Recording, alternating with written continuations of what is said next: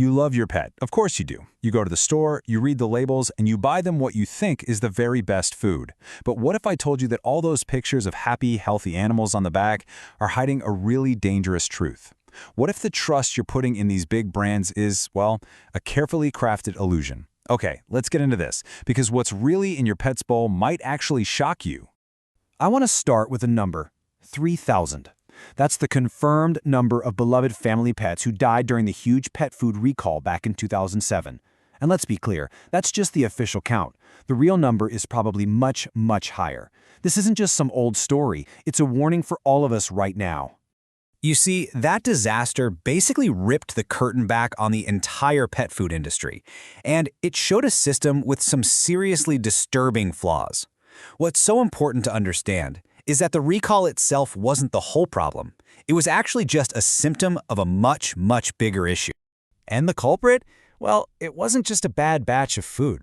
It was melamine. Yeah, a chemical that's used to make plastics and fertilizers. It was deliberately added to wheat gluten coming from China just to make the protein content look higher on paper. Think about that for a second. Plastic in their food bowls causing massive kidney failure. Now I know what you're thinking. Okay, but that was years ago. Surely things have changed. Well, here's the really unsettling part.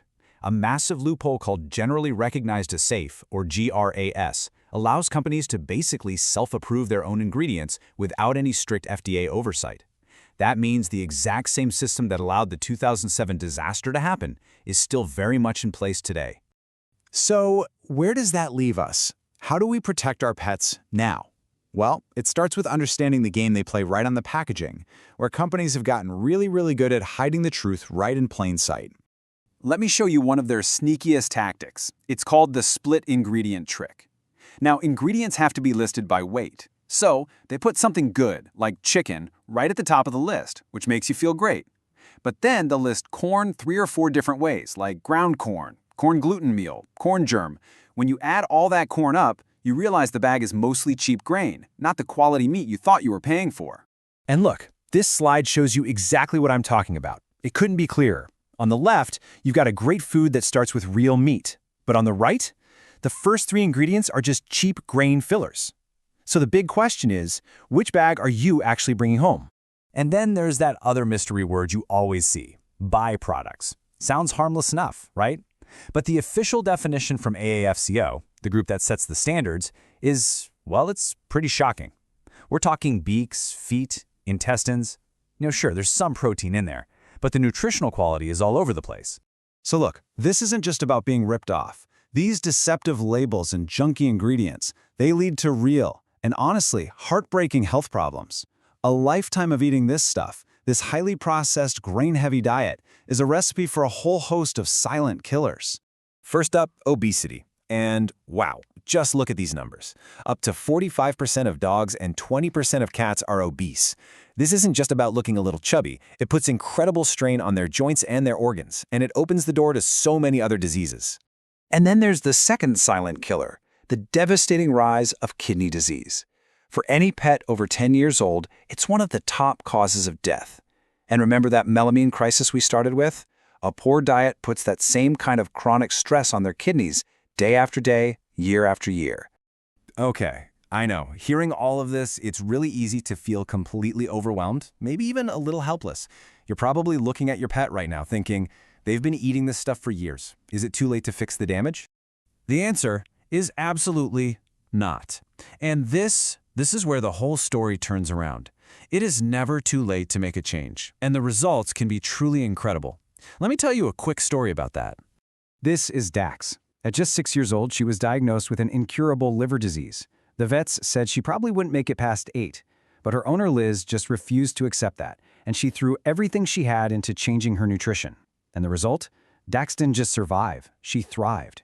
She lived to be 13 years old, proving that food isn't just fuel, it can literally be medicine. So with Dax's amazing story in mind, let's build your pet a survival kit. I'm talking about simple, powerful things you can start doing, starting with their very next meal, to totally transform their health. All right, if you're thinking about going the home-cooked or raw route, here's the golden rule you need to remember.